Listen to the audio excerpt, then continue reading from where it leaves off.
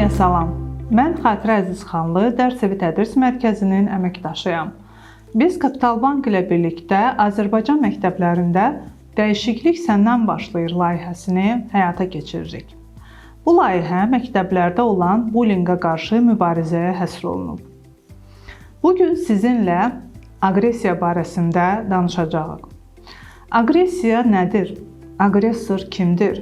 Özünü necə göstərir və necə hərəkət edir? Aqressiyanın nə qədər fərqli formalara malik ola biləcəyi barədə çox az düşünürük. Aqressorun portreti ümumi hesab ediləndən daha mürəkkəbdir. Onun rolu və hərəkətləri isə az nəzərə çarpan və dolaşıq ola bilir. Gəlin bunu anlamağa çalışaq. Biz aqressiya və aqressor haqqında ən çox yayılmış stereotipləri toplamışıq. Birinci mif. Aqressiya gücün təzahürüdür və aqressor həmişə qurbandan güclüdür. Reallıq isə bundan ibarətdir ki, aqressiya həm fiziki, həm də psixoloji ola bilər. Təpik, şillə və dava gözlə görünən olur. Psixoloji aqressiya isə kənar müşahidəçi üçün görünməz ola bilir. İkinci mif. Aqressor həmişə oğlandır. Reallıq isə budur ki, cinsiyyət uşaqların aqressivliyə meylinə təsir göstərmir. Aqressivliyin artması yeniyetməlik dövründə 10-21 yaş arası dövrdə baş verir. Onun təzahürləri hər iki cins üçün səciyyəvidir. Səbəb isə fərqlidir. Üçüncü mif. Yalnız akademik göstəriciləri zəif olan şagirdlər aqressiyaya meyillidirlər. Reallıq isə budur ki, yaxşı akademik göstəricisi olan aqressiv davranışı olmayacağına zəmanət vermir. Tələbənin məşğul olması daxili problemlər və gizli münaqişələr üçün dərman deyil. Gərgin anlarda yaranan aqressivlik halları ilə davamlı aqressiv davranışı uşağın zorakılıqdan asılı olması və ona ehtiyac duymasını ayırd etmək lazımdır. Dördüncü mif. Aqressiya liderlik xüsusiyyətlərinin təzahürüdür. Reallıq isə budur ki, liderlik keyfiyyətləri xarakterin gücü, iradə gücü, öz mövqeyini əsaslandırmaq və müdafiə etmək bacarığı və başqalarının qayğısına qalmaq bacarığıdır. Aqressiya, nifrət hissi, egoist və dağıdıcı hisslərin reallaşmasıdır. Yeniyetmələr güc və zorakılıq arasındakı fərqi görməyi öyrənməlidirlər. Müəllim sinifdə aqressiyaya dözürsə, zorakılığı təşviq edir. Beşinci mif. Aqressorun auditoriyaya ehtiyacı var, onun davranışları nəzərə çarpan olmalıdır. Reallıq isə budur ki, adətən dəstək qrupunun diqqəti aqressor üçün kifayət eləyir. Aqressor və onun dəstəsi böyüklərin yanında özünü düzgün aparıb, heç kim olmayanda isə aqressiv davranış sərgiləməklə ikili həyat sürə bilirlər.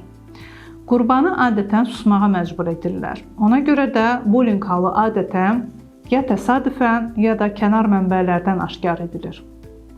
Altıncı mif. Aqressorun rolu böyümə yolunda baş verən müvəqqəti prosesdir. Reallıq isə budur ki, aqressorun rolu şəxsiyyəti deformasiyaya uğradır və əksər hallarda sonrakı həyatda əsas rola çevrilir. Psixika dözülməz xatirələri silir, amma onlardan xilas olmur.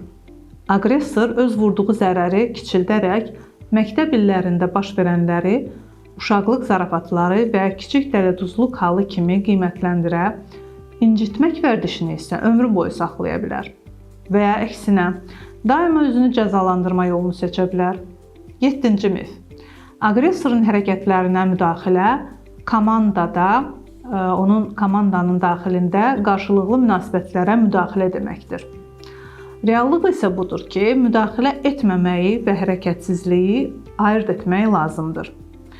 Müəllimə faydalı olduğu halda və zərurət yarandıqda müdaxilə etmək kimi müstəsna bir hüquq verilib. Məhz o bu problemləri görür və həll yolunu da o tapa bilər. Bullyinqi istənilən mərhələsində dayandırmaq lazımdır. Bullying halında yeganə adekvat rol onu dayandırmağa kömək edən roldur və bu rolu oynamaq üçün ən çox imkanları olan şəxs də müəllimdir. 8-ci mif. Bullyingi dayandırmaq üçün aqressoru sakitləşdirmək lazımdır və yaxud kifayətdir. Reallıq isə budur ki, sistematik zorakılıq kollektiv hadisədir. Aqressora formal qoyulan qadağa işə yaramır. Birincisi, qadağanı pozmaq asandır. İkincisi, qadağa, qisasa və vəziyyətin daha da pisləşməsinə səbəb ola bilər. Üçüncüsü, bir aqressoru dəstək qrupundan olan digər aqressor da tuta bilər. 9-cu mif. Valideynləri məktəbə çağırmaq aqressiv davranış problemini tez və effektiv şəkildə həll etmək deməkdir. Reallıq isə bundan ibarətdir ki, həm aqressorların, həm də qurbanların valideynləri hər zaman adekvat tədbirlər görməyə hazır olmurlar. Uşağa təsir və təzyiq göstərilməsinə dair xahişlər vəziyyəti daha da pisləşdirə bilər. Əlbəttə ki, valideynlər xəbərdar olmalıdırlar, lakin onların özlərinin köməyə və dəstəyə ehtiyacı ola bilir. Aqressiyanı gözartı eləmək olmaz. Hər hansı zorakılıq təzahürü dərhal dayandırılmalıdır. İrad bildirərkən şəxsiyyətə deyil, hərəkətlərə fokuslanın. Şagirdləri deyil, hərəkətləri təsvir edin. Nəyin necə edilməli olduğunu, edilməməli olduğunu dilə gətirin. Fiziki aqressiya halında zərər çəkmişdən onun özünü necə hiss elədiyini soruşun. Zədələrin olub-olmadığını yoxlayın. Qurbana rəğbət və mərhəmət çağırışlarından çəkinin. Bu yolla siz şagirdlərdə yalnız zəif tərəfləri gücləndirəcəksiniz və onların etibarını itirəcəksiniz. Hər şeyi daha da pisləşdirən yetkin bir insana çevriləcəksiniz. Şəxsi söhbətdə bunları dəqiqləşdirin. Baş verən hadisə yalnız bir dəfə baş verib, yoxsa mütəmadi baş verir? Sinifdə baş verənlərin səbəblərini, şagirdlərin münasibətlərinin keyfiyyətini öyrənməyə çalışın. Beləliklə, məsələnin nədən ibarət olduğunu, adi bir mübahisə yaxud bullying olduğunu anlaya bilərsiniz.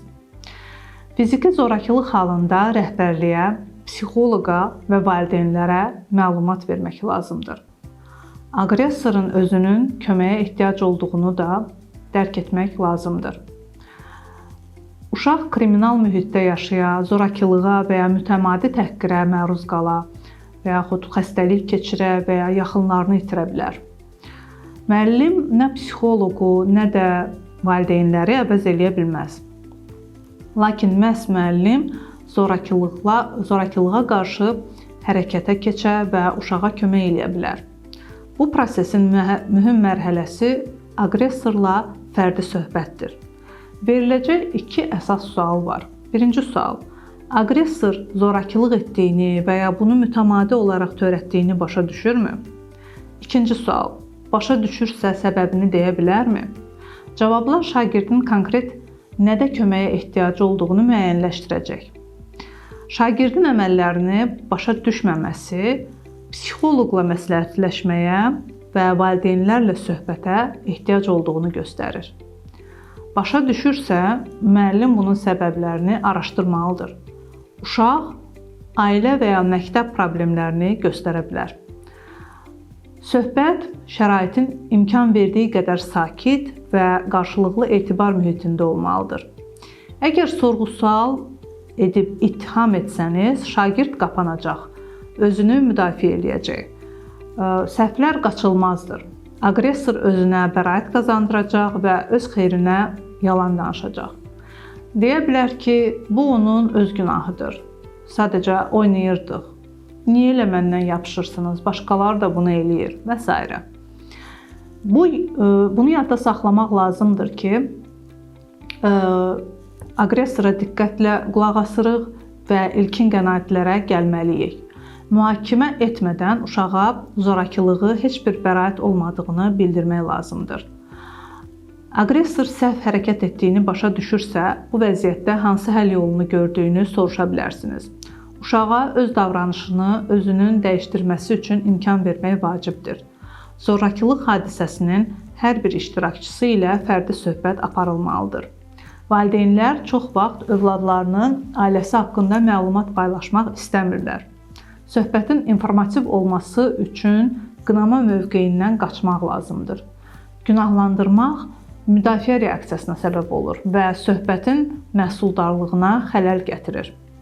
Bundan əlavə, uşağa qarşı zorakılığa səbəb ola bilərsiniz.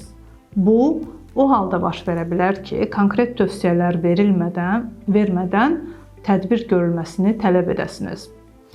Valideynlərin yuxarı orqanlar, məsələn, məktəb rəhbərliyi tərəfindən cəza tədbirləri, o cümlədən qovulma ilə qorxudulması. Bu strategiya səmərəsizdir və mahiyyətcə zorakıdır. Söhbəti aparmağın ən yaxşı yolu nədir? Uşağın aqressiv davranışı faktı barədə valideynlərə düzgün məlumat verin. Onların reaksiyasını izləyin. Nəzərə alın ki, bu məlumatlar onlar üçün təzə xəbər ola bilər. Valideynlərə effektiv yardım təklif edin. Müəllim tərəfindən yardım, psixoloqla məsləhətləşmə və s. kimi. Birlikdə fəaliyyət planı hazırlayın. Məlumat mübadiləsi məqsədi ilə müntəzəm olaraq görüşmək və ya zəngləşmək üçün razılığa gəlin. Valideynlər məsuliyyəti qəbul etməyə bilər və ya özləri aqressiv davrana bilərlər. Təmkinli olmağa və söhbəti konstruktiv aparmağa çalışın. Uşağa kömək etmək barədə valideynlərlə minimal razılaşma belə artıq kiçik bir qələbədir. Müəllim şəxsi travmalarla və patologiyalarla iş aparmaq üçün alətlərə malik deyil. Ancaq yalnız müəllim sinif kollektivi ilə işləyə bilər və bildiyimiz kimi bullying kollektiv bir hadisədir. Burada bu işi konkret uşağa və ya uşaqlara qarşı məhkəmə iclasına çevirmədən bullying problemini kollektivin problemi kimi işləməyə imkan verən ümumi hərəkətlər alqoritmi verilib. Bullying probleminin həllində liderliyi öz üzərinizə götürün. Nə valideynlər, nə məktəb rəhbərliyi, nə də psixoloq sizin sinfinizlə kollektiv şəkildə işləyə bilməyəcək. Çox güman ki, onları problemin həllinə cəlb etməli olacaqsınız.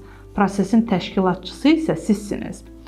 Problemə ad verin. Uşaqlar adətən öz hərəkətlərinə oyun, zarafat, elə-belə məzələnirdik kimi ziyansız adlar qoyurlar. Ta ki, siz hər şeyi olduğu kimi adlandırana qədər. Əks halda iş aparmağın mənası yoxdur.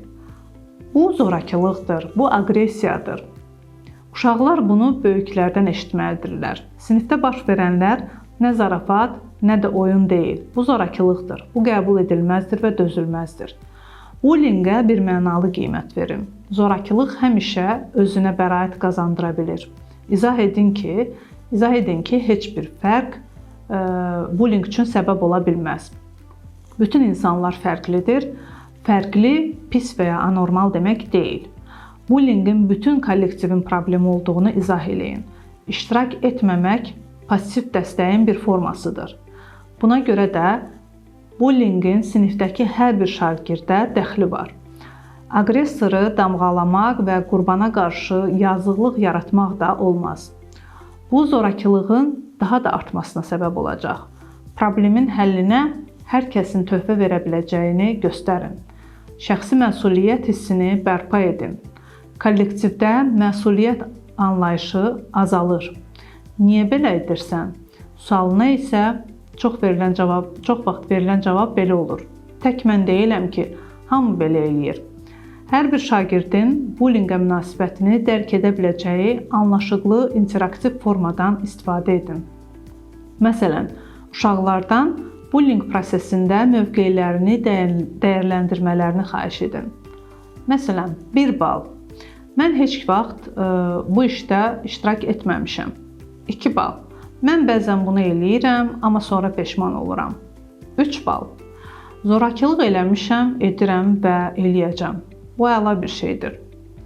Qoy hamı eyni vaxtda özünə neçə bal verdiyini barmaqları ilə göstərsin. Adətən heç kim özünə 3 bal vermir və mən hamı kimiyəm cavabı burada fərqli məna kəsb eləyir. Uşaqlarla qrupun hər bir üzvünü qoruyacaq qaydalar barədə razılaşın. Qoy bütün uşaqlar müzakirədə iştirak etsin və səs versin. Bu qaydaları görünən yerdə yazın və hər bir uşaq onu görüb yeri gələndə istinad edə bilsin. Müsbət dəyişiklikləri dəstəkləyin. Bullying problemini bir gündə həll etmək mümkün deyil. Müşahidə edin, sual verin. Qoy uşaqlar da müşahidədə iştirak etsinlər. Sinifin müsbət hədəflərə köklənməsinə kömək eləyin. Mümkün qədər çox sayda müxtəlif fəaliyyət növlərindən istifadə edin. Bura tamaşalar, ekskursiyalar, yaradıcılıq müsabiqələri daxildir. Kollektiv özünü nə qədər çox ifadə etsə, bir o qədər sağlam olur. Psixoloq nəinki uşağa və ya valideynlərə fərdi yardım göstərə bilər, həm də siniflə işləməkdə müəllimə kömək eləyə bilər. Rəhbərliyin dəstəyi ilə məktəbdə bullyingə qarşı sistemli iş təşkil etmək, müəllimlərdən ibarət təşəbbüs qrupu toplamaq, bullying hallarına qarşı vahid qaydalar hazırlamaq, qaydaları işlədiyiniz təhsil müəssisəsinə uyğunlaşdırmaq və bullyingə qarşı xartiyanı qəbul etmək, profilaktik tədbirlər həyata keçirmək zəruridir. Bugünkü vebinarımız aqressor və aqressiya haqqında idi. Diqqətinizə görə təşəkkür edirik. Növbəti vebinarda görüşənə qədər hələlik.